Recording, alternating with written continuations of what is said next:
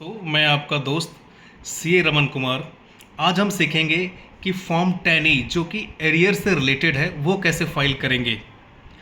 Form 10E आपको ITR return भरने से पहले भरना है, जिसके लिए हमें कुछ इन्फॉर्मेशन चाहिए। जैसे आप मेरे स्क्रीन पे देख सकते हो कि मैंने एक डमी पर्सन है सिंह जी, जिनका पैन नंबर है दिस टोटल सैलरी है उनकी 21,01,509 रुपये और उनका एरियर मिला है उनको 7,37,307 रुपये।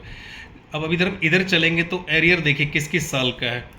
फाइनेंशियल ईयर 20-21 से रिलेटेड एरियर है, 21-22 से है, 22-23 से है, 23-24 से है, 24-25 से है। देखिए टोटल एरियर मेरे को मिला है 7,37,307 रुपये, जो कि पिछले 5 सालों का है।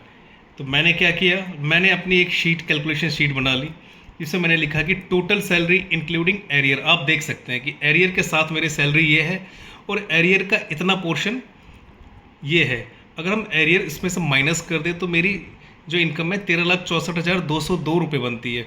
उसके बाद मैं स्टैंडर्ड डिडक्शन माइनस करता हूँ, ये टैक्सेबल इनकम है। तो ये वर्किंग आपको एरियर फॉर्म 10E फाइल करने में मदद करेगी। एक और महत्वपूर्ण जानकारी मैं आपको देना चाहता हूँ कि जो फॉर्म 10E है वो आपको आईटीआर फाइल करने से पहले भरना है। अदरवाइज़ आपको सेक्शन 89 जो रिलीफ की बात करता है उसका बेनिफिट आपको नहीं मिलेगा। चलिए दोस्तों, हम आज शुरू करते हैं कि एरियर फॉर्म कैसे फाइल करें।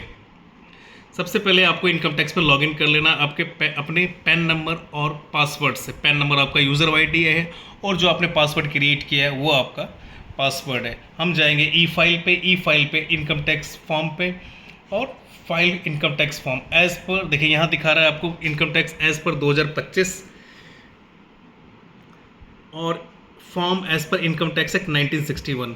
ठीक है, 1961 में हमको पता है कि फॉर्म 10E हमारा एरियर का है। तो मैंने देखिए एक भर रखा है, तो मैं इसको ड्राफ्ट को रिज्यूम करता हूँ।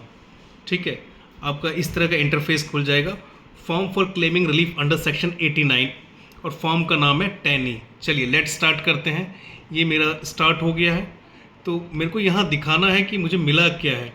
देखिए यहाँ पे कुछ आपको देंगे पॉइंट, जैसे कि आपको फॉर्म किस चीज़ के लिए भरना है। जैसे एरियर मिला है तो एरियर पे क्लिक कीजिए, एडवांस सैलरी मिला है तो एडवांस सैलरी पे क्लिक कीजिए, ग्रेजुटी मिला है ग्रेजुटी के लिए, कंपनसेशन तो कंपनसेशन के लिए, पेंशन के कम्यूटेशन के लिए पेंशन कम्यूटेशन के लिए फाइल कर सकते हैं। मेरे केस में एरियर ऑफ सैलरी तो मैंने सेलेक्ट किया, मैं आगे प्रोसीड करूँगा। उसके बाद मेरे पास पर्सनल इन्फॉर्मेशन मिल जाएगी, मैं पर्सनल इन्फॉर्मेशन फिलअप करके आगे चल दूँगा। उसके बाद एरियर सैलरी, देखिए ये फॉर्म है एनेक्चर 1 एरियर सैलरी का। तो इसको कैसे फिलअप करना है, अगर आप ध्यान से इसको देखेंगे तो पहला जो इसका है, पहला पॉइंट है वो कहता है कि total taxable income excluding salary family pension received in arrear. इसीलिए मैंने वर्किंग कर रखी थी। ये देखिए मेरी सैलरी एक्सक्लूडिंग एरियर। तो मैं यहाँ क्या करूँगा, मैंने पहली वर्किंग कर रखी थी जिसमें मैंने टोटल सैलरी दिखा रखा था इंक्लूडिंग एरियर। उसमें फिर एरियर का पोर्शन क्या था वो मैंने दिखा दिया था। मैं लेस एरियर मैंने कर दिया, मुझे मेरे पास आ गया ये एरियर एक्सक्लूड करने की जो फिगर है 13,64,202। तो मैं यहाँ आपके साथ देखिए यहाँ फाइल करता हूँ, यहाँ मैं डालता हूँ 13,64,202 मैंने ये डाल दी। ठीक है, उसके बाद ये सब ऑटो पॉपुलेटेड है। जैसे जैसे हम एरियर फिलअप करेंगे एनेक्शन वैसे वैसे ये आते रहेंगे। ये इसको हम फिलअप नहीं कर सकते हैं। ठीक है, ये इसने मेरी टैक्सेबल निकाल दी है कि एज़ पर जो मैंने अभी डाली है फिगर उसके हिसाब से ये टैक्स आ गया है। अब देखिए यहाँ क्या है, हम 6 में देखेंगे। 6 के नीचे लिखा है टेबल ए, जहाँ मेंशन है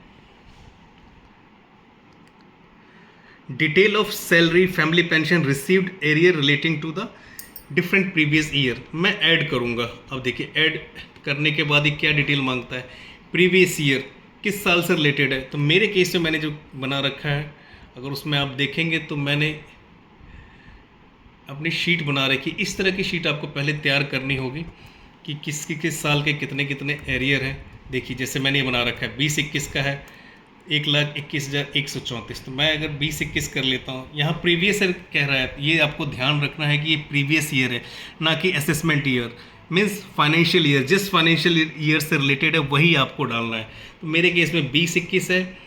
अब लिखा है कि total income of relevant previous year, total income क्या थी आपकी।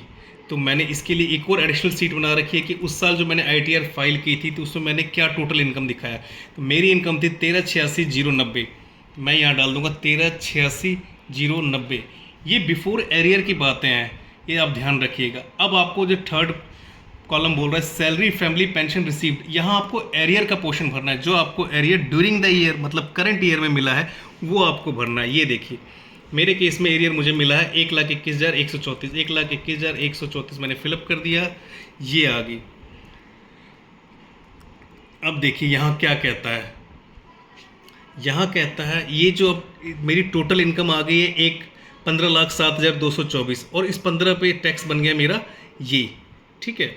अब मैं कहूँगा कि मैंने जो 1386 पे वो टैक्स कितना दिया था 167 में डाल दूँगा 974। ये मैंने कैलकुलेशन कर रखी है, आपको भी फिलअप करने से पहले कर लेनी है कैलकुलेशन, नहीं तो ऐसे आप नहीं भर पाएंगे इसको। ये मैंने कैलकुलेट कर लिया है, ठीक है। अब ये कह रहा है कि tax on total income as per tax payer, ये तो सिस्टम कैलकुलेटेड है 275,254। तो अगर आप भी कैलकुलेट करके, मोस्टली कैलकुलेशन यही आती है और यही है, तो टैक्स पेयर के केस में हम भी भर देंगे 275,254। ये देखिए अब कह रहा है कि डिफरेंस इन टैक्स अमाउंट, ये फिगर आ गई। मतलब मैंने 13 लाख भरा था, ठीक है। उस साल की जो 2021 की इनकम टैक्स रिटर्न थी उसके कॉरस्पॉन्डिंग में मैंने 167 का टैक्स भरा था। मुझे 1,21,134 एरियर मिला। उसके बाद टोटल मेरी इनकम हो गई 15,07,000। 15,07,000 पे 275,254 मेरा टैक्स बना, सिस्टम के हिसाब से और मेरे हिसाब से भी वही बना। तो ये डिफरेंस है, टैक्स का डिफरेंस है 1,07,000। मैंने उसको ऐड कर दिया, देखिए ये फिगर मैंने ऐड कर दी, यहाँ आपको ऐड हो गया। और ये देखिए यहाँ देखिए,